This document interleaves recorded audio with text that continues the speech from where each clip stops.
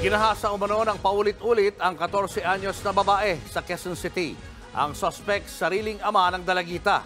Nasa frontline ng balitang yan si Faith Del Mundo, exclusive.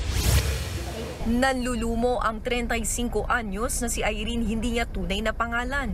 Nang magtungo sa mga pulis sa Quezon City kahapon, isinumbong niya ang umano'y panggagahasa sa 14 anyos at grade 7 student niyang anak na si alias Trisha. Naawa po sa baka maulit. Ang itinuturong suspect, ang ama ng biktima. Kwento ni Irene, nalaman niya ang umano'y panghahalay ng mister niya nang biglang magwala si Trisha isang araw at sinabing manyak ang kanyang tatay. Yung anak ko, biglang naging hysterical, nagsisigaw. Hindi naman siya ganyan. Iba na rin yung trato niya sa papa niya. Sa ngayon, kung kakausapin niya, parang may kasama ng pabulyaw. Dito na rin daw tuluyang isinumbong ni Trisha ang kahalayan ng tatay niya. 5 beses na umano nangyari ang panghahalay na nagsimula noon pang Nobyembre. Ginagawa raw ito kapag tulog na ang lahat tuwing gabi. Andun kami, tulog.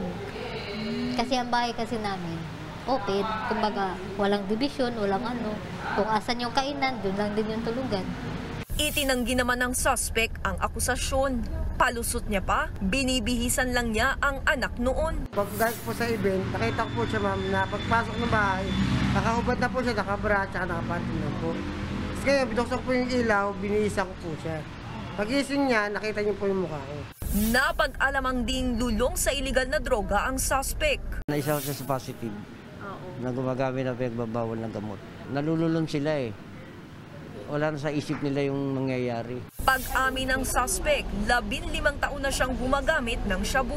Masakit man kay Irene na makulong ang mister, itutuloy niya ang reklamo. Gusto rin ng anak ko, kulong tatay. Paano kung maulit-ulit, tapos may isa pa akong anak? Tapos paano kung habang tumatagal, ibang tao na ang gawan niya?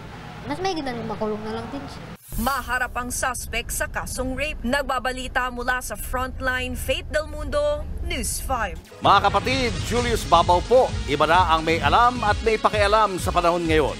Para sa Frontline ng mga balita, mag-follow at mag-subscribe sa social media pages ng News 5.